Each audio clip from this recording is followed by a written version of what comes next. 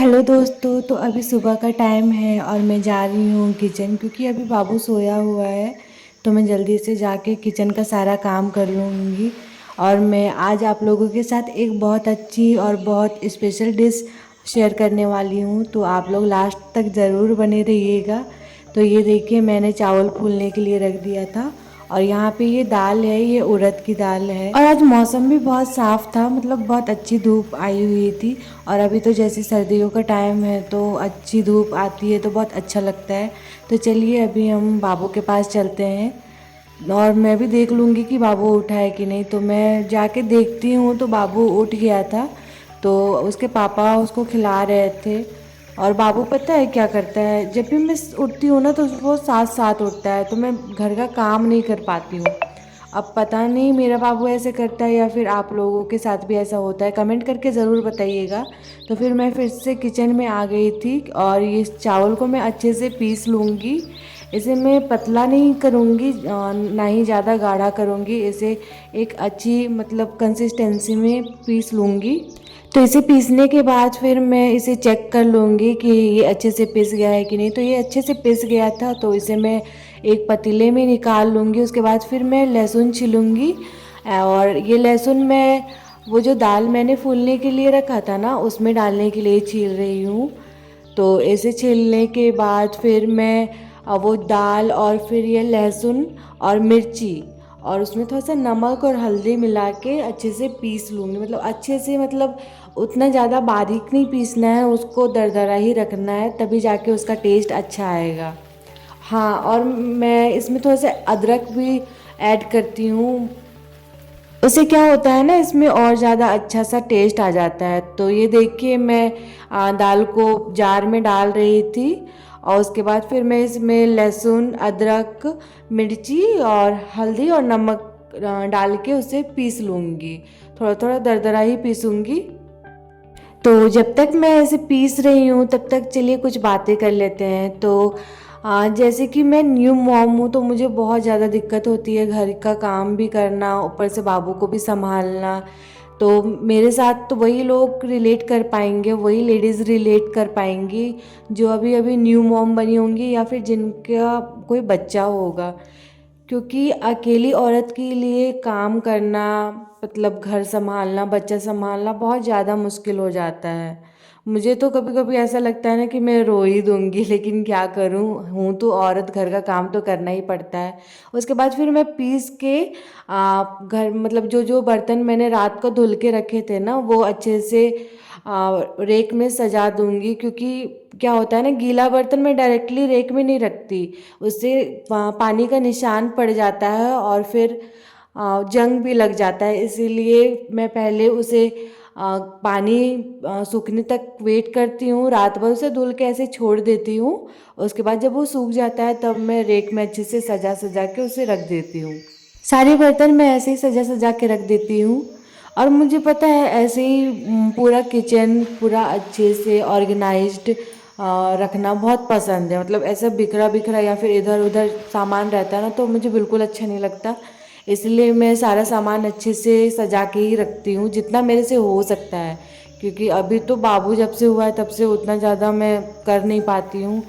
एक तो बाबू को भी संभालना पड़ता है, ऊपर से सारा साफ़ सुथरा उतना ज़्यादा हो नहीं पाता है। बच्चा घर में तो थोड़ा सा तो ऐसे होता ही है कि हाँ, मतलब कुछ ना कुछ छूट ही जाता है। तो इधर मैं कढ़ाई चढ़ा दूँगी। उसके बाद फिर मैंने वो जो चावल पीस के रखा था ना, उसे उस कढ़ाई में डाल दूँगी। और उसे ना, मतलब ज़्यादा आंच में नहीं करना है, एक मतलब कम आंच में उसको पकने देना है, ताकि वो आटे की कंसिस्टेंसी में बन जाए।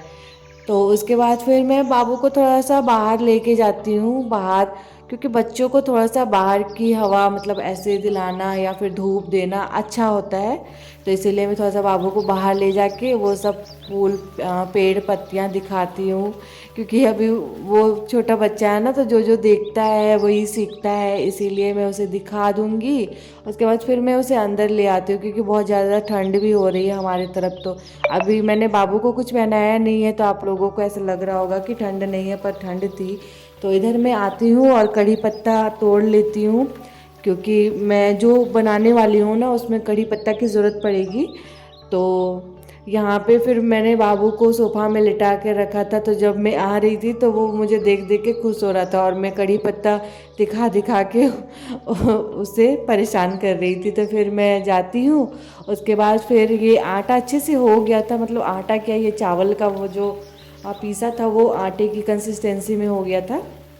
तो उसके बाद फिर से मैं ये कुकर चढ़ा दूँगी। ये मैं ना इस कुकर में ही बनाऊँगी क्योंकि ये 3 in 1 कुकर है। तो इसमें मैं वो जो मोमोज़ बनाने वाला नहीं होता है उसमें मतलब मैं बनाऊँगी। तो उसे मैंने चढ़ा लिया था। तो उसके बाद फिर मैं अपने हाथों को अच्छे से ग्रीस कर लूँगी तेल लगा के।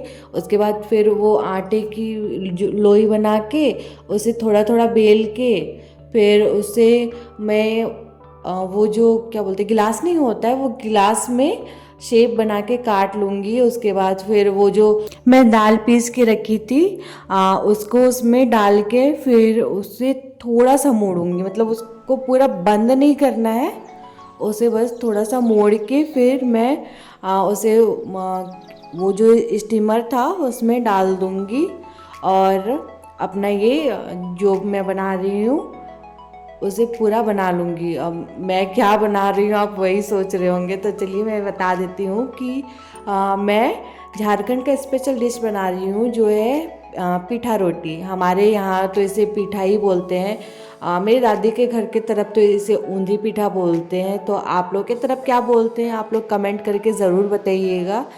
तो हम लोग के यहाँ इसे ऊंधी पीठा बोला जाता है या फिर पीठा रोटी बोला जाता है। तो देखिए मैं किस तरह से बना रही हूँ, तो आप लोग बस वीडियो में देखते रहिए कि मैं कैसे बना रही हूँ, आप लोगों को पता चल ही जाएगा। और अगर आप लोगों को इसका रेसिपी चाहिए या फिर इसका मतलब फुल रेसिपी वीडियो चाहिए तो आप लोग कमेंट करके ज़रूर बताइएगा। मैं किसी दिन बना के आप लोगों को ज़रूर बताऊँगी कि ये कैसे बनता है। तो मैं इसी तरह सारा तैयार कर लूँगी और फिर वो स्टीमर में डाल के इसे बॉईल करने के लिए, बॉईल तो नहीं बोलेंगे, इसे स्टीम करने के लिए रख दूँगी। और पता है ये पीठा रोटी बहुत ज़्यादा हेल्दी भी है, मतलब कि जो ऐसे डाइट कर रहे हैं और जो तेल मसाला नहीं खाते हैं उसके लिए बहुत अच्छा है क्योंकि इसमें बिल्कुल भी तेल यूज़ नहीं हुआ है। बस मैंने अपने हाथों में ग्रीस करने के लिए ही तेल लगाया था और बाकी मैंने इसमें तेल यूज़ नहीं किया है। तो उसके बाद फिर मैं बीच बीच में चेक कर लेती हूँ, एक चाकू के हेल्प से चेक कर लूँगी कि ये अच्छे से अंदर तक कुक हुआ है कि नहीं। तो ये हो गया था। उसके बाद फिर मैं इसे रख लूँगी और ऐसे ही फिर मैं बाकी भी पीठा बना के तैयार कर लेती हूँ। ये देखिए मेरा बाकी का पीठा भी बन गया है और ये देखने में जितना सुंदर है ना उतना ज़्यादा ये टेस्टी भी लगता है। मतलब मैं तो इसे बाद में छौंकूंगी, आप ऐसे भी खा सकते हैं, आप इसे चटनी के साथ या फिर किसी और भी चीज़ के साथ खाइए, बहुत मज़ा आएगा।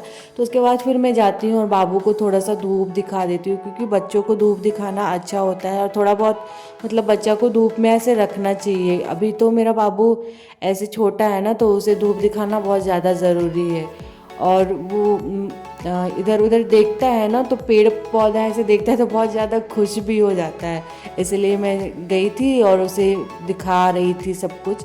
तो उसके बाद फिर मैं अंदर आ जाती हूँ और फिर मैं एक कढ़ाई चढ़ा के उसमें तेल डाल के फिर उसमें वो कढ़ी का पत्ता जो मैंने लाया था वो डाल दूँगी और सरसों होता है काला वाला सरसों, वो डाल के फिर मैं जितना भी पीठा बनाती हूँ, जितना मतलब आधा मैंने तो रख दिया था और फिर बाकी पीठा को मैंने इस तरह से फ्राई कर लिया था, वो भी बहुत अच्छी लगती हैं।